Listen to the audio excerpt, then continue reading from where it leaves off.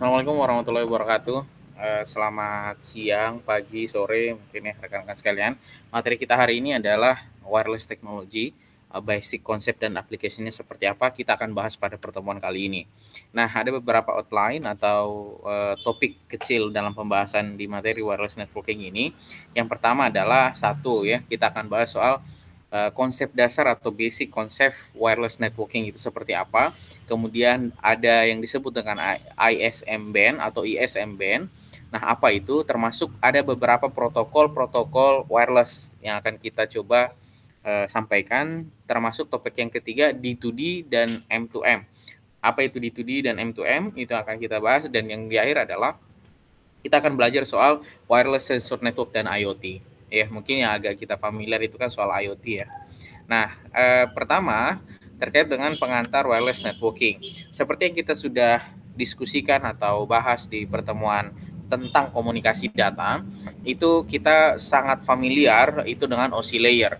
OSI layer adalah kurang lebih protokol, atau bukan protokol ya, tapi lebih kepada standar bagaimana data dikirimkan ya. Jadi misalkan kita mengirim gambar, gambar ini diprosesnya seperti apa begitu. Nah, prosesnya berarti kan mulai dari atas ya. Ada layer aplikasi, layer presentasi, sama layer session, biasanya dia digabung, kemudian layer transport ya, kemudian ada network layer, biasanya soal bicaranya MAC address, bicaranya IP address dan sebagainya. Kemudian ada MAC layer, termasuk ada physical layer.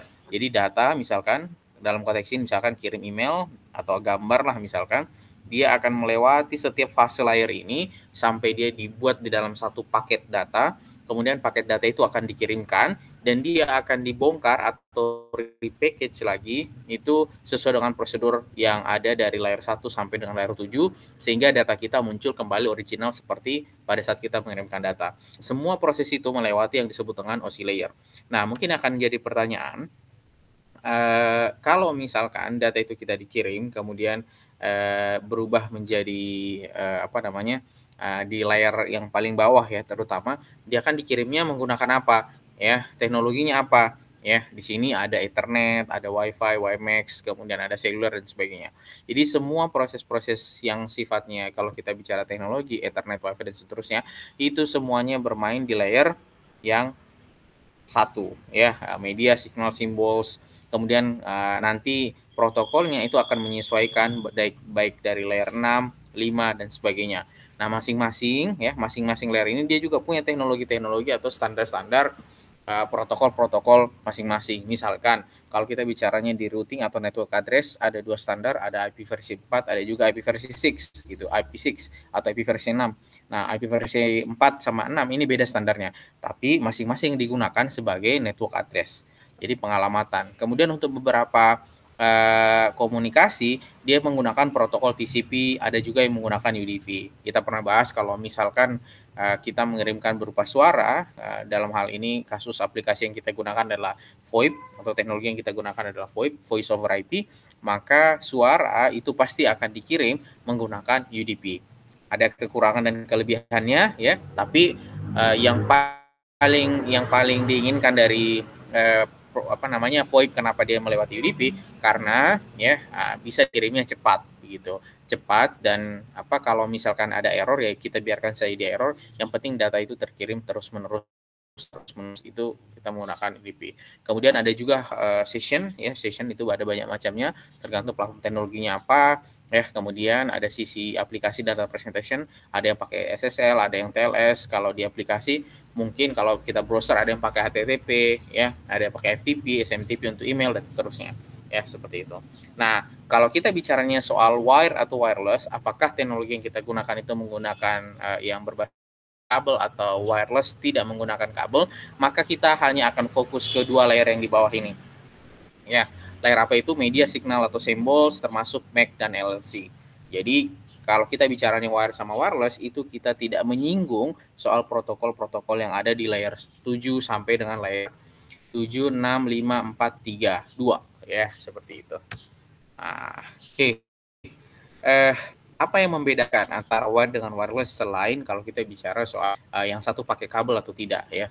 Kalau bicara soal media, kalau wireless itu dia perantaranya apa? Dia airspace ya, airspace. Jadi media udara.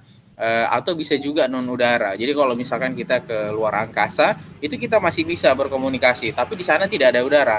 Ya, tapi dia dia punya space. Ya, jadi gelombang elektromagnetik itu bisa lewat di situ, termasuk di dalam air. Itu juga bisa. Ya, gelombang elektromagnetik juga bisa menembus air sebenarnya. Kemudian kalau dia menggunakan kabel, kabel itu ada macamnya ya. Ada copper, coax, fiber optik. Ya, copper itu tembaga ya, tembaga, coax itu koaksial. Umumnya biasanya kalau TV itu kita pakainya koaksial. Kemudian kalau bicara direction, transmisi, arah transmisinya, kalau sinyal wireless itu dia menyebar ya, menyebar.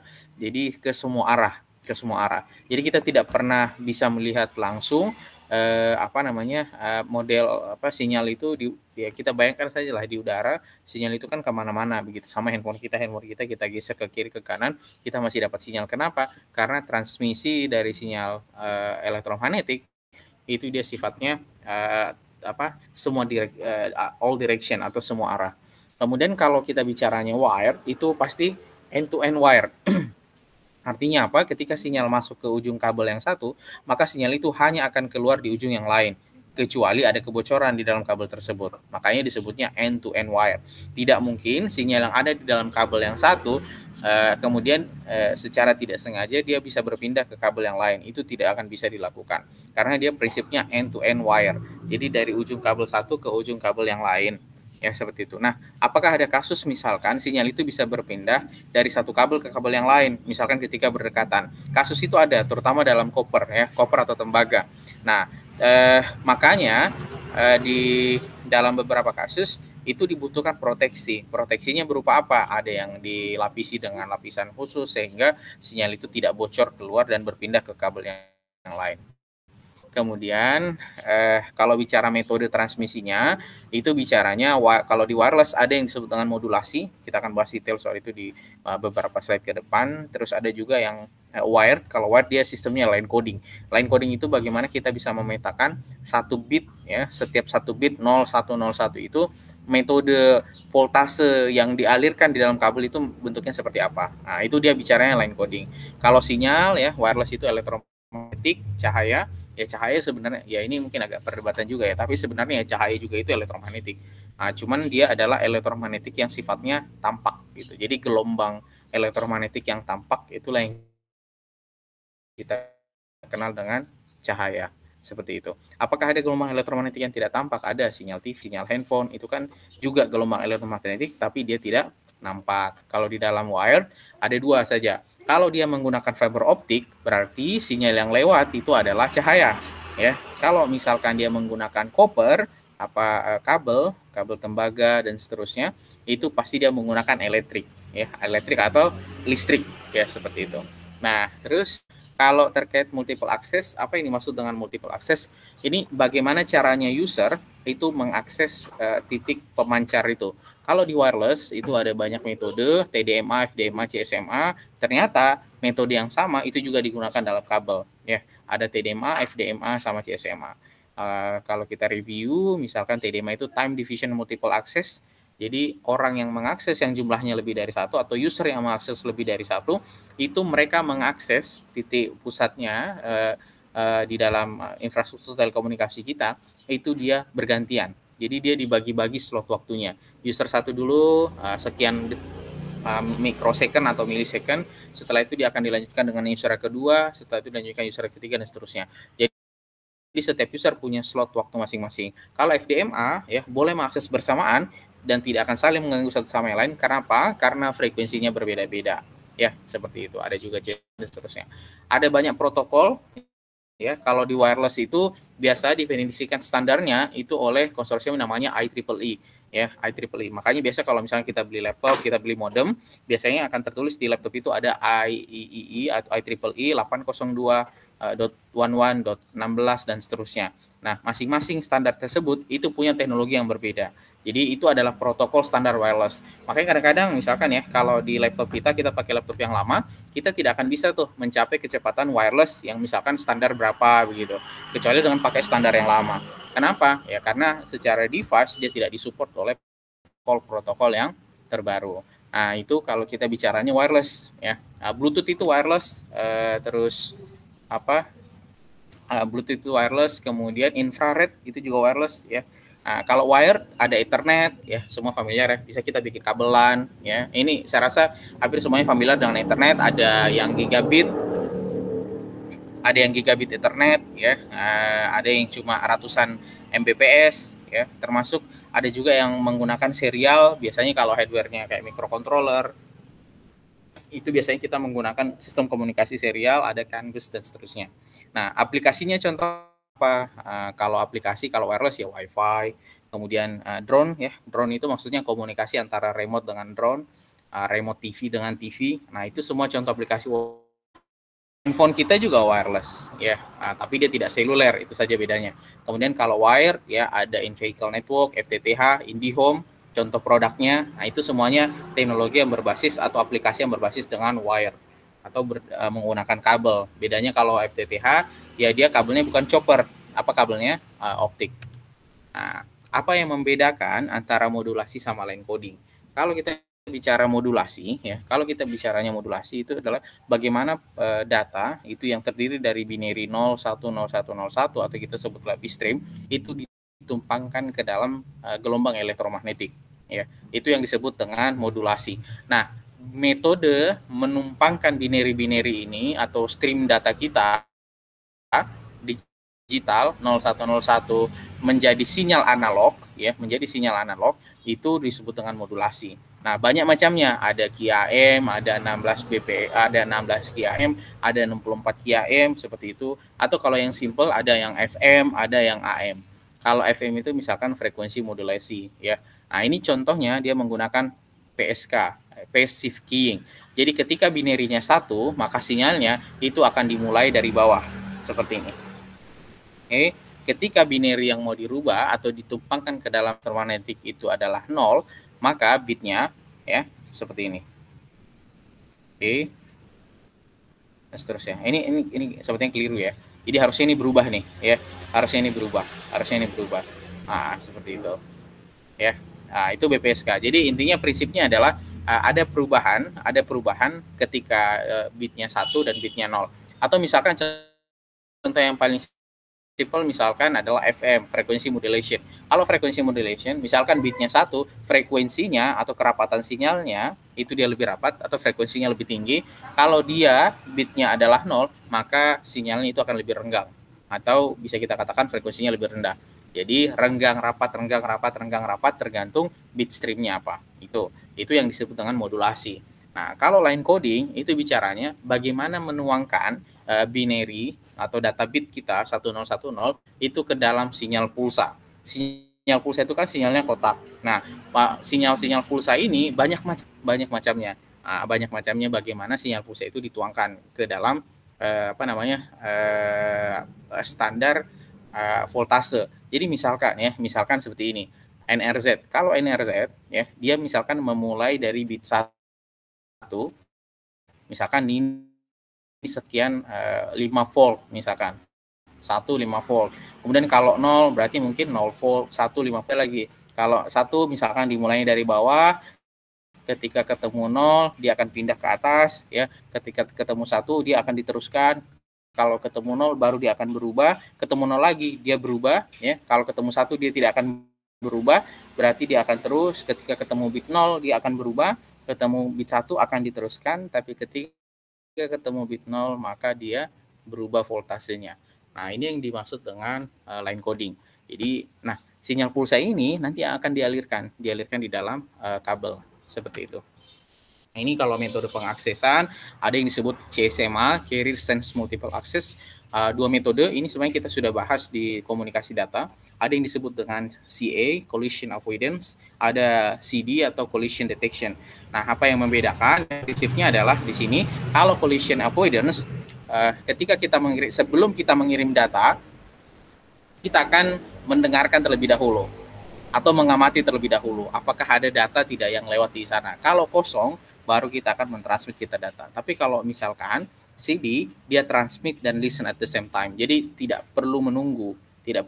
Kalau CA, collision avoidance, karena dia mencegah terjadinya collision atau tabrakan sinyal di dalam di dalam jaringan, dia akan menunggu dulu betul-betul kosong jaringannya.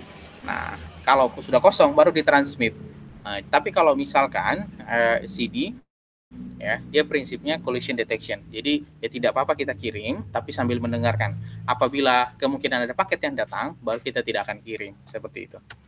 Nah, itu bagian yang pertama. Bagian yang kedua adalah ISM band dan several wireless protocol. Nah, apa itu ISM? Ya, spektrum itu adalah kalau kita bicara spektrum frekuensi, dia adalah sumber daya, salah satu sumber daya apa namanya yang ada di alam raya ini yang terbatas. Kenapa demikian? Ya, karena frekuensi itu kan dia hanya berkisar dari 0 sampai sekian hertz, dan kita akan menggunakan spektrum itu untuk melewatkan informasi kita berupa gelombang elektromagnetik. Nah, aplikasinya kan banyak ya. Misalkan kalau yang kita gunakan, misalkan handphone kita, ketika kita menggunakan 4G, mungkin ada yang menggunakan frekuensi 1800, ada teknologi yang lain, misalkan GSM dia pakai 800, begitu seterusnya. WiFi kita ya, kita pasang IndiHome di rumah misalkan. Kemudian kita punya paket data itu kan memancarkan frekuensi juga 2,4 GHz. Artinya bisa saja band spektrum ini itu akan terpakai semuanya. Makanya ketika muncul teknologi yang baru, ya biasanya teknologi yang lama itu akan dihapus. Tujuannya apa? Supaya spektrum frekuensinya itu bisa digunakan kembali. Dan alasan itu pula karena ini terbatas ya, makanya harga lisensinya mahal ya. Pihak operator itu dia harus membayar puluhan miliar bahkan ratusan miliar per tahunnya untuk menggunakan untuk mendapatkan izin menggunakan frekuensi itu. Dan makanya juga kalau Kominfo itu dia sampai punya bagian tugasnya dia adalah mencari tahu apakah ada orang-orang yang menggunakan frekuensi itu secara ilegal. Kalau dia menggunakan frekuensi secara ilegal maka bisa ditangkap. Biasanya umumnya yang biasa ditemukan dia menggunakan frekuensi ilegal itu misalkan radio FM ya. Orang secara sengaja dia membuat radio pemancar stasiun FM, tapi dia tidak minta izin atau tidak mendapatkan license dari Kominfo. Nah, itu kan melanggar hukum sebenarnya. Itu bisa ditangkap. Jadi spektrum itu terbatas ya. Ada yang komersil, ada public service, ada yang community, ada spektrum dipakai untuk riset ya, ada yang personal, atau bahkan ada beberapa spektrum yang digunakan hanya oleh agen-agen tertentu ya, atau secret services. Oke. Nah, apa itu ISM ya? ISM itu singkatan sebenarnya. Itu I-nya untuk industrial, S-nya scientific, sama M-nya itu adalah medical purposes ya, seperti itu.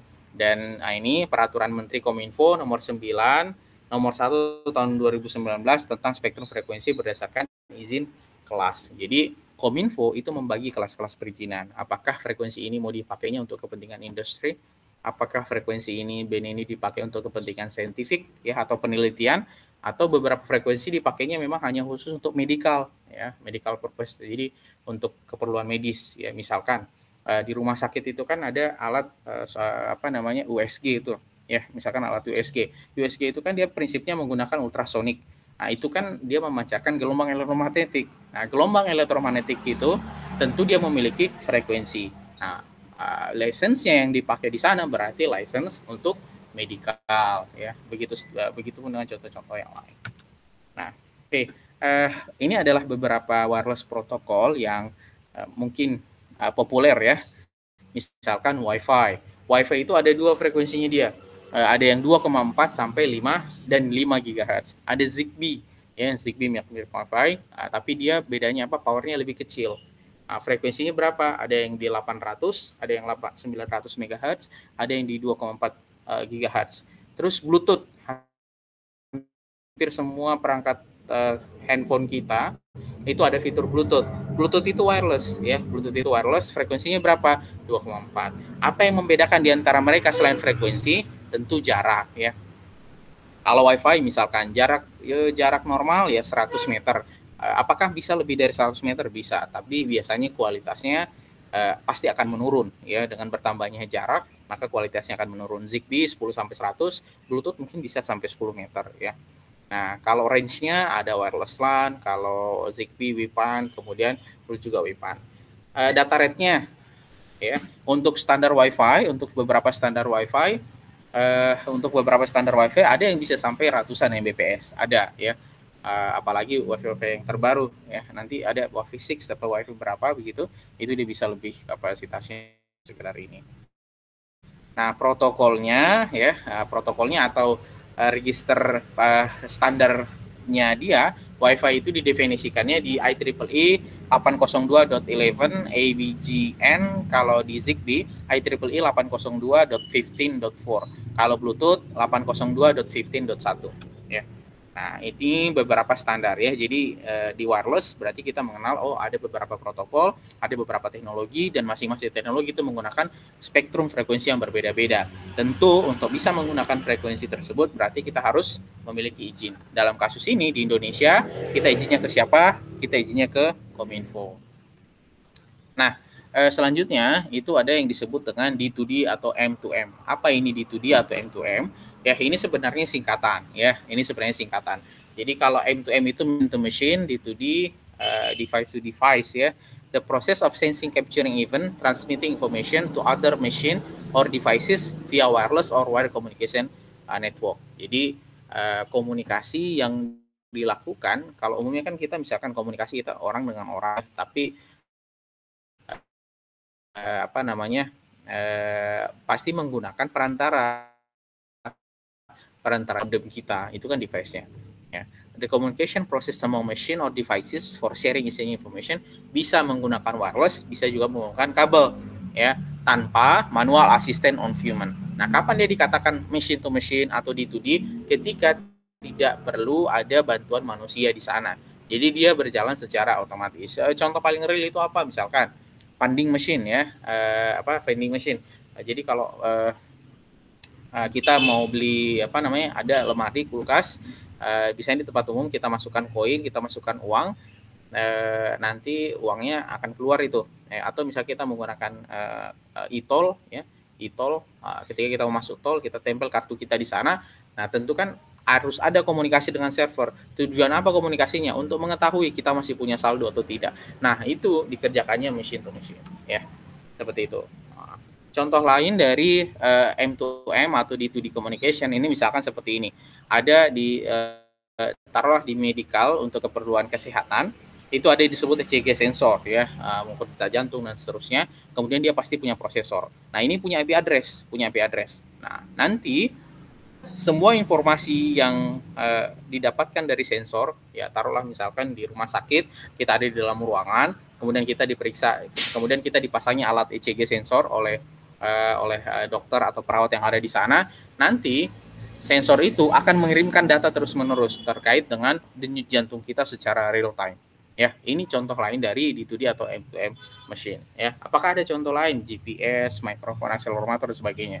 Nah, itu semuanya terhubung, kemudian dikirimkan ke entah itu ke monitornya perawat, monitornya dokter, atau ada apapun aplikasi yang lainnya.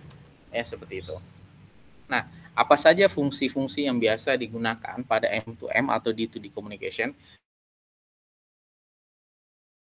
Group of sensor collecting raw data and generating information. Contohnya apa? Ya, contohnya tadi ya, sensor kita di rumah sakit ada sensor mungkin gelombang otak, sensor denyut jantung kita, itu kan dikirimkan.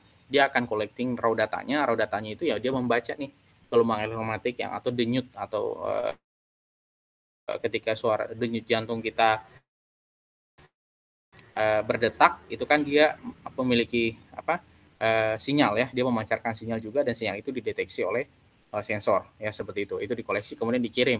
Kemudian data processing ya, beberapa modul digunakan setelah data dikoleksi ya, tentu dia butuh diproses ya sebelum dia dikirim.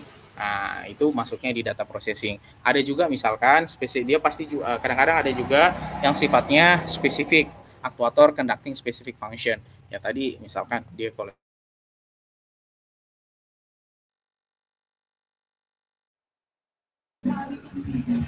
Kemudian certain storage tujuannya adalah for data collection analysis later. Kadang-kadang ini juga dilakukan. Jadi device-nya itu terus merekam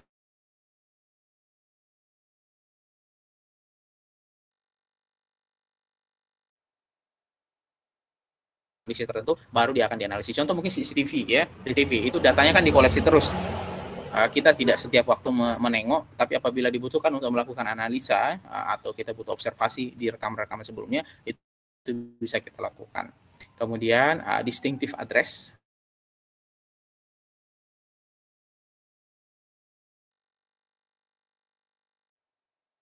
Kemudian ada juga sistemnya power supply system, hardwire connection or battery supply mode. Nah, terus untuk jaringan M2M sama D2D itu dia punya dua kategori ya. Ada yang centralized network, ada yang decentralized. Apa yang membedakan ya? Ini kalau kita terjemahkan di Indonesia secara harfiah kan yang dimaksud adalah kalau centralized berarti ada node yang jadi pusat atau ada jadi center ya. Misalkan di rumah kita ada beberapa devices handphone, dia connect-nya ke satu access point. Nah, itu centralized network. Ada juga yang desentralisasi. Jadi setiap usernya itu juga bisa menjadi perantara atau relay dari network yang lain. Itu yang disebut dengan decentralized. Nah, kira-kira contoh aplikasi yang lain dari D2D atau M2M aplikasi itu adalah smart home, ya, smart city, industri 4.0, telemedicine, smart grid, dan seterusnya. Mungkin yang kita familiar ya, ini ya, smart home ya. Jadi misalkan di rumah kita mau mematikan lampu kita, cukup menggunakan saklar yang ada di handphone kita yang berupa aplikasi. Ada banyak aplikasi dari M2M sama D2D communication, ada industri ya. Jadi kan di era IoT misalkan ya, ada beberapa pekerjaan-pekerjaan yang dulunya dikerjakan oleh manusia, sekarang hanya boleh atau hanya cukup dengan menggunakan mesin, pekerjaan tersebut bisa dilakukan. Nah, kadang-kadang mesin-mesin tersebut dikontrolnya itu dari jarak jauh. Kok bisa kita mengontrolnya? Nah, itu menggunakan M2M atau D2D communication. Ya, remote sensing, kemudian telemedicine, traffic control ya, mengontrol traffic. Jadi kalau misalkan di persimpangan jalan ya menggunakan sensor sedemikian rupa, kalau misalkan dari arah utara banyak kendaraan, maka nanti lampu hijaunya akan dibuat lebih lama dibanding dari arah selatan misalkan. Nah, itu semuanya menggunakan apa? M2M D2D communication ya, termasuk smart application, robotik, dan seterusnya. Oke. Nah, itu yang bagian ketiga ya. Jadi bagian pertama tadi kita bahas soal apa itu wireless, di layer berapa dia di dalam OSI layer. Terus yang kedua, teknologi-teknologi apa yang ada di dalam wireless. Kemudian bagian ketiga tadi kita mengenal ada yang disebut dengan D2D atau M2M. Selanjutnya adalah wireless ad hoc network. Ya, apa ini? Apa yang disebut dengan wireless ad hoc network? Wireless ya artinya komunikasi tidak menggunakan media. Ad hoc network, kapan dia disebutnya dengan jaringan ad hoc? Pertama ini, peer-to-peer network dan desentralisasi network. Jadi kalau peer-to-peer itu misalkan handphone dengan handphone ya, jadi tidak ada pusat dan dia decentralized. Jadi tidak ada center atau node yang orang itu connect ke dia dulu begitu ya. Makanya di sini dikatakan decentralized. Jadi komunikasinya itu tidak terpusat. Kemudian without relying on pre-existing network infrastructure, dia tidak bergantung kepada network infrastructure yang ada. Ya, jadi cukup misalkan Bluetooth itu ad hoc sebenarnya. Kenapa disebutnya dengan ad hoc? Saya tidak perlu connect ke pusat begitu. Cukup saya nyalakan Bluetooth yang ada di handphone saya, kemudian orang lain menyalakan handphone Bluetooth yang ada di handphonenya dia, maka dengan itu kita bisa membangun komunikasi, kirim data, kirim file, ya itu disebutnya dengan network. Kemudian each node can act as a relay or router. Jadi ketika kita jalankan, dia langsung bisa bekerja sebagai relay, dia langsung bisa bekerja sebagai router. Ya, tanpa kita membutuhkan komponen yang lain ya seperti itu, makanya disebutnya network. Kemudian dynamic network topology due to the movement of node ya, tadi misalnya dalam kasusnya Bluetooth ya itu kan dia punya topologi sendiri ya, dinamis dia punya topologi. Kalau misalkan nanti saya mau connect dengan yang lain lagi, tinggal orang lain menyalakan, kemudian kita pairing, nanti kita bisa connect. Nah, atau sederhananya di bagian akhir ini disebutnya self configuration.